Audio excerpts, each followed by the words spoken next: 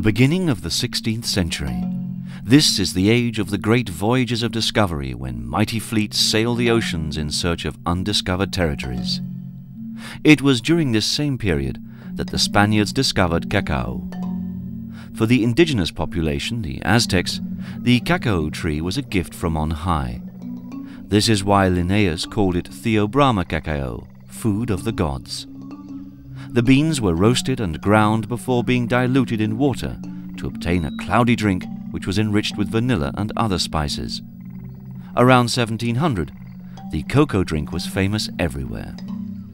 The major colonial powers of the period exported the cacao tree to other equatorial territories in Africa and Asia, and still today, these areas are the major producers of cocoa. Usually it's grown on small plantations and produced according to age-old traditions and established methods. By way of illustration, let's look at a plantation in Venezuela, the cradle of cocoa. You have to trek deep into the jungle to find the cacao tree. It always grows under much larger trees to protect itself from direct sunlight. Ripe cocoa fruit is recognizable by its orange-red color.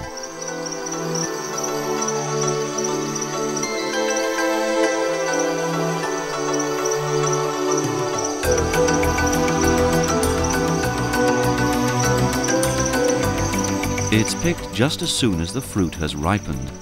The pickers use knives or machetes to cut the fruit from the trees. A good picker can harvest over 150 pods a day.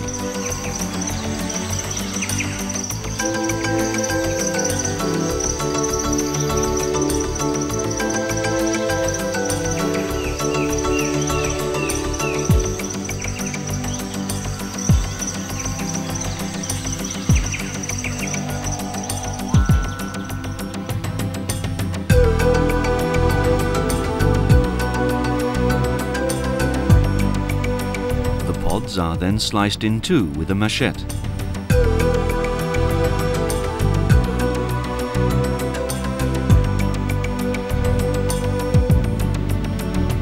The white pulp surrounding the beans is extracted from the hard shell.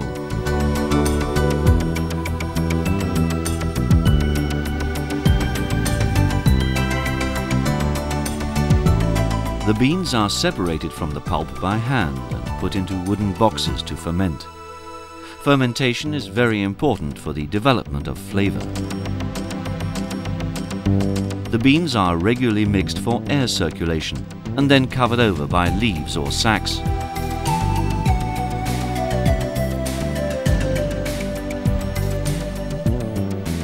After fermentation, the beans are dried in the sun and are turned regularly. Because the beans are now exposed to direct sunlight, excess moisture is eliminated, so that the beans can be kept longer and mildew formation is prevented. When rain is imminent, these removable covers are pulled over the beans so that they remain dry. After 14 days drying, the beans are ready for storing.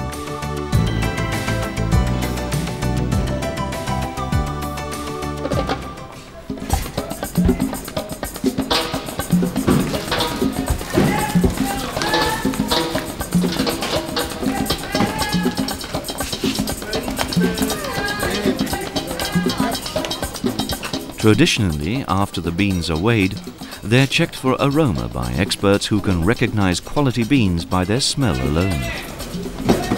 Buenos días, ¿cómo están? ¿Cómo está la gente por allá, la familia? ¿Está bien? Vamos a echarle una revisa a este cacao a ver en qué condición está. Está limpio. Vamos a ver. Está bueno, ¿no? Muy buen cacao. A pesar de que está lloviendo, el cacao está bien seco. Before the selected beans are finally stored in sacks, any surplus elements are removed so that there is little chance of them rotting. The beans are now ready for shipment to their next destination.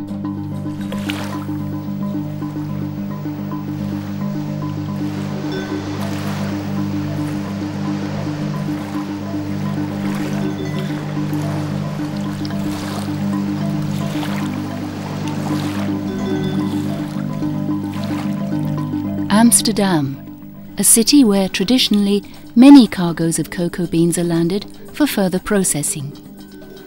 Before it is unloaded, samples of the cargo are taken to determine the quality of the beans. If they meet the prescribed criteria, the beans are sent for further processing.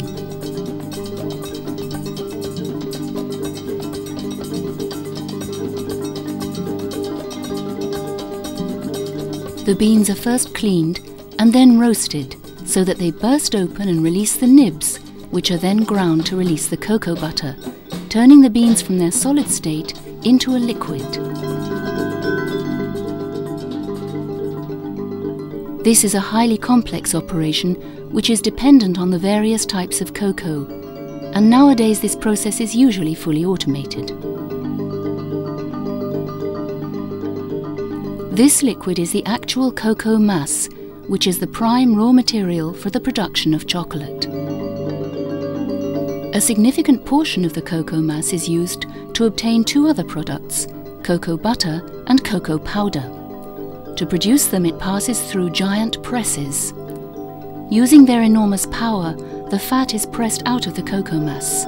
We call it cocoa butter.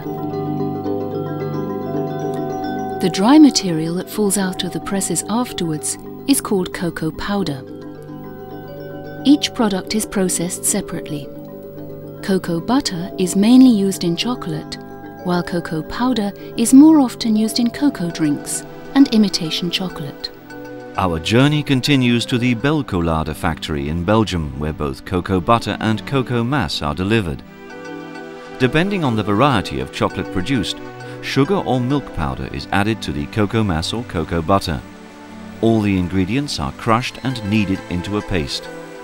The paste is then refined between rollers into a very fine powder, resulting in a maximum particle size of 30 microns. This powder is mixed for a long time and slightly warmed so that evaporation leaves behind only the real chocolate aroma. This process is called conching. Now a stabilizer, that is to say soya lecithin, is added, and with continued mixing a warm liquid is obtained. Once tempered, the chocolate is piped to an automatic line. Passing through a cooling tunnel, it's hardened to form ready-to-use drops. Working at full capacity, this line can produce 1 ton of chocolate drops per hour.